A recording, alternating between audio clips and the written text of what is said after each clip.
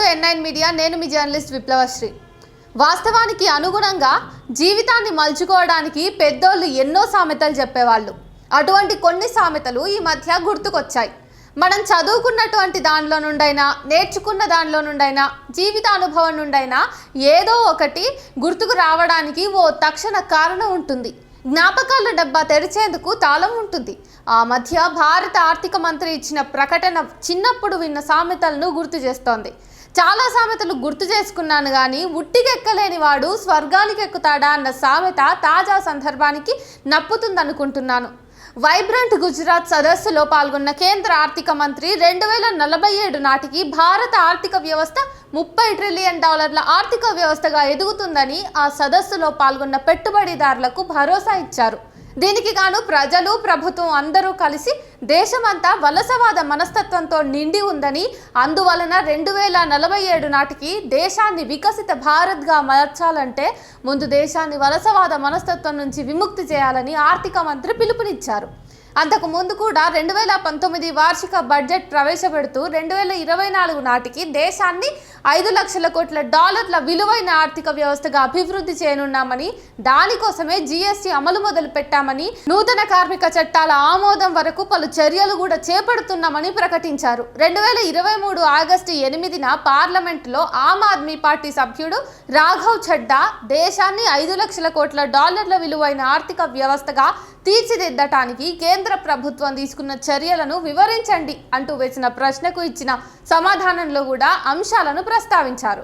కానీ 2025 వైబ్రెంట్ గుజరాత్ సమ్మిట్లో మాత్రం దేశ ఆర్థిక వ్యవస్థ $5 ట్రిలియన్ స్థాయిని అందుకోవాలంటే 2028 వరకు ఆగాలని చెప్పారు. అయితే $5 లక్షల కోట్ల స్థాయి నుంచి ఏకంగా $30 లక్షల కోట్ల స్థాయికి చేరటానికి కొన్ని మధ్యంతర దశలను కూడా ప్రభుత్వం ఆలోచించినట్టుగా మీడియాలో వస్తున్న వివరాలను బట్టి అర్థమవుతోంది.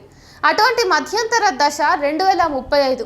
ఆ సంవత్సరం నాటికి దేశ ఆర్థిక వ్యవస్థ $10 లక్షల కోట్ల స్థాయికి చేరుతుందని, ఆ తర్వాత కేవలం 9 ఏళ్ల కాలంలో మరో $20 లక్షల కోట్ల విలువను జోడిస్తుందన్న అంచనాలో ప్రభుత్వ వత్తాసుతో పనిచేస్తున్నటువంటి ఆర్థికవేత్తలు ఉన్నారు. దీనికంటే ముందు 2019లో భారతదేశాన్ని 2024 నాటికి $5 ట్రిలియన్ ఆర్థిక వ్యవస్థగా మలిచేందుకు ప్రధాని మాస్టర్ ప్లాన్ అంటూ ఓ 32 పేజీల పుస్తకాన్ని కూడా విడుదల చేశారు. ఆ మాస్టర్ ప్లాన్ లో భాగంగా ఆయన ప్రాతినిధ్యం వహిస్తున్న వారణాసి నియోజకవర్గంలో ఏ చర్యలు చేపడుతున్నారో కూడా ఆ పుస్తకంలో ప్రస్తావించారు. అభివృద్ధికి యువతే పునాది, పేదరికం పట్ల మోజెందుకు, $5 లక్షల కోట్ల ఆర్థిక వ్యవస్థకు బడ్జెట్ పునాదులు, ఎగుమతి కోసం వ్యవసాయోత్పత్తులు, ఆహార సరఫరా నుంచి ఇంధన సరఫరాకు, నూతన ఆర్థిక వ్యవస్థకు పునాదిగా సాంకేతిక పరిజ్ఞానం, జలవనరుల సంరక్షణ ద్వారా మెరుగైన రేపటి కోసం వంటి నినాదాలతో నిండిపోయి ఉంది. నిజానికి $5 లక్షల కోట్ల ఆర్థిక వ్యవస్థగా ఎదగటానికి కావలసిన ప్రణాళికలు, పెట్టుబడులు, మానవ వనరులు, దాంతో వచ్చే ఉపాధి అవకాశాలు, ప్రస్తుత ఆర్థిక వ్యవస్థలో ఉన్న వ్యవస్థాగత సమస్యలు, సంస్థాగత సమస్యలు, వాటికి పరిష్కార మార్గాలు వంటి వాటి గురించి చర్చ కనిపించదు. దీనికి ఉదాహరణగా మరో సందర్భాన్ని కూడా మనం ప్రస్తావించుకోవచ్చు. UPA 1 హయాంలో కోల్కతా నుంచి ముంబై వరకు గ్రోత్ కారిడార్గా అభివృద్ధి చేయాలని ప్రణాళికా సంఘం ఓ విస్తృతమైన అధ్యయనాన్ని నిర్వహించింది. ఆ అధ్యయనాన్ని ఓ 1000 పేజీల గ్రంథంగా కూడా వాళ్ళు ప్రచురించారు. 100 పేజీల్లో వివిధ రకాలైన సాపేక్ష అంచనాలతో నిండి ఉన్నాయి. $5 లక్షల కోట్ల ఆర్థిక వ్యవస్థగా దేశాన్ని తీర్చిదిద్దడానికి గాను అటువంటి అధ్యయనాలు, అంచనాలు రూపొందించిన దాఖలాలేవి కూడా కనిపించవు. నీతి ఆయోగ్ రూపొందించే నివేదికలన్నీ డిగ్రీ విద్యార్థులు రాసే ప్రాజెక్టు నివేదికల స్థాయిని మించి ఉండటం లేదు.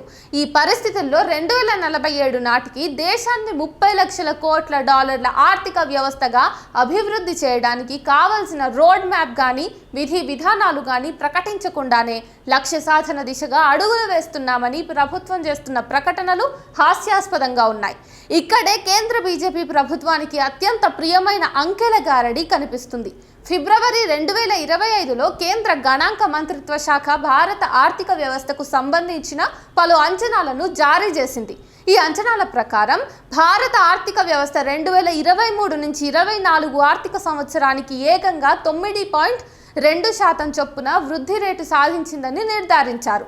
క్షేత్రస్థాయి వాస్తవాలకు కేంద్ర ప్రభుత్వ నిర్ధారణలకు మధ్య పొంతన లేకపోవడంతో ఈ నిర్ధారణలు భారత ఆర్థిక వ్యవస్థ తీరుతెన్నుల గురించి పలు ప్రశ్నలు ముందుకు తెస్తున్నాయి. ఆర్థిక అభివృద్ధి రేటు వాస్తవికతకు 2047 నాటికి 30 లక్షల కోట్ల డాలర్ల ఆర్థిక వ్యవస్థగా భారత్ అనే నినాదానికి మధ్య పొంత ఉంది కాబట్టే ప్రభుత్వం జారీ చేసిన అంకెలను మరింత లోతుగా తరచి చూడాల్సి వస్తోంది.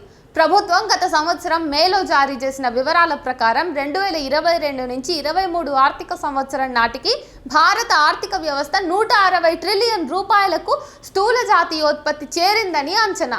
2023 నుంచి 24 ఆర్థిక సంవత్సరానికి ఇది 173.81 ట్రిలియన్ రూపాయలకు చేరింది.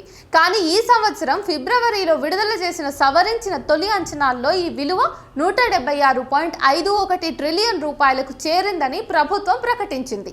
కానీ 2023 ఆర్థిక సంవత్సరంలో ఎగుమతులు దాదాపు జీడిపిలో 1% మేర తగ్గిపోయాయని ఇదే ప్రభుత్వ గణాంక శాఖ ప్రకటించింది.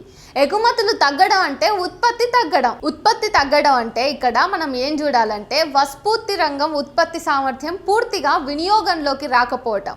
మరి అటువంటప్పుడు సవరించిన అంచనాల్లో స్థూల జాతీయోత్పత్తి 8.2% నుంచి 9.2% ఎలా పెరిగిందన్నది అంతు చిక్కని ప్రశ్నగా మిగిలింది. రాజుగారి వస్త్రం కథే ఇది. రాజుగారు బట్టలు వేసుకున్నారా లేదా అన్నది ఓ పిల్లవాడు చెప్పేంత వరకు దేశం చప్పట్లు కొడుతూనే ఉంటుంది. ఆర్థిక వ్యవస్థ ఆరోగ్య స్థితిని అర్థం చేసుకోవడానికి అమ్మకాలు, కొనుగోళ్లు, వాటిపై పన్ను రూపంలో వచ్చే ఆదాయాలతో పాటు అమ్ముడు పోకుండా పేరుకుపోతున్న సరుకుల విలువ కూడా కీలకమైన అంశం. 2023 నుంచి 24 ఆర్థిక సంవత్సరానికి ప్రాథమిక అంచనాల ప్రకారం 1.92 లక్షల కోట్ల రూపాయల విలువైన సరుకులు పేరుకుపోయాయి. జనం దగ్గర కొనుగోలు శక్తి పడిపోవడంతో అమ్ముడు పోవడం లేదు. కానీ సవరించిన అంచనాల ప్రకారం ఈ నిల్వలు ఏకాఎక్కిన 3 లక్షల కోట్ల రూపాయలకు చేరాయి. ఇంత స్థాయిలో నిల్వలు పేర్కొని ఎగుమతులు పడిపోతున్న తరుణంలో ట్రంప్ విధించే ఆంక్షలు దేశ ఆర్థిక వ్యవస్థపై అదనపు భారాన్ని మోపనున్నాయి. మొదట్లో చెప్పుకున్నట్లు దేశం 2047 నాటికి 30 లక్షల కోట్ల డాలర్ల ఆర్థిక వ్యవస్థగా ఎదగాలంటే ప్రస్తుతం మన జాతీయ సంపద విలువ ఎంతో చూడాలి. 2024 నుంచి 25 ఆర్థిక సంవత్సరానికి కేంద్ర ప్రభుత్వం ప్రకటించిన గణాంకాల ప్రకారం దేశంలోని ప్రస్తుత సంపద విలువ 3.79 లక్షల కోట్ల డాలర్లతో సమానం. భారతీయ కరెన్సీలో 331 లక్షల కోట్ల రూపాయలన్నమాట. 2019లో పెట్టుకున్న లక్ష్యం 2024 నాటికి 5 లక్షల కోట్ల డాలర్ల ఆర్థిక వ్యవస్థ అనే లక్ష్యాన్ని చేరుకోలేకపోయామన్న వాస్తవాన్ని ఈ లెక్కలు రుజువు చేస్తున్నాయి. అంటే 5 ఏళ్లలో దేశ ఆర్థిక వ్యవస్థకు జోడించిన సంపద కేవలం 1,00,000 కోట్ల డాలర్లే. ఈ వేగంతో ఆర్థిక వ్యవస్థ పరిగెడితే 2040 నాటికి మహా అయితే 10 లక్షల కోట్ల డాలర్ల ఆర్థిక వ్యవస్థగా ఎదగగలుగుతుంది.